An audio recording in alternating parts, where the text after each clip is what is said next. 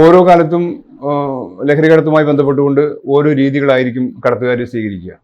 പ്രധാനമായും ഇപ്പം നമ്മൾ എക്സൈസും പോലീസും ഒക്കെ റോഡിൽ പരിശോധന ശക്തമാക്കിയ നമ്മൾ ബൈക്ക്, കാറ് വളരെ ശക്തമായി പരിശോധന തുടങ്ങിക്കഴിഞ്ഞ് ഇവർ നേരെ സർവീസ് ബസ്സിലോ ടൂറിസ്റ്റ് ബസ്സുകളിലേക്കോ ചരക്ക് ലോറികളിലേക്കോ മാറാം.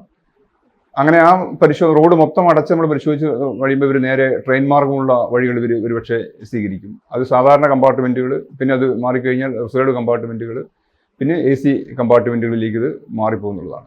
ഇപ്പോൾ കഴിഞ്ഞ കുറച്ച് നാളുകൾക്ക് മുമ്പ് നമ്മൾ ഈ ഓഫീസിലെടുത്ത ഒരു കേസിൽ നമ്മുടെ പശ്ചിമ ബംഗാളിലെ ഒരു സാധാരണ ഗ്രാമത്തിലെ രണ്ട് വനിതകളെയും ഒരു കുഞ്ഞിനെയും മറയാക്കിക്കൊണ്ടാണ് ഇവർ കുറഞ്ഞ പൈസയ്ക്ക് വേണ്ടിയിട്ടാണ് ഇവരിതിൽ ഉൾപ്പെട്ടു പോയത്. അപ്പോൾ സെക്കൻഡ് ക്ലാസ് AC കമ്പാർട്ട്മെൻറ്റിൽ ഇത്തരം ആളുകളെ അസാധാരണമായി കണ്ടതിൻ്റെ അടിസ്ഥാനത്തിലാണ് പരിശോധന നമ്മൾ വളരെ കൂടുതൽ പരിശോധിക്കാൻ ഇട വന്നത്. വലിയ തോതിൽ കഞ്ചാവ് അവരിൽ നമുക്ക് കണ്ടെടുത്താൻ കഴിഞ്ഞു എന്നുള്ളതാണ് അന്നുണ്ടായ ഒരു സംഗതി.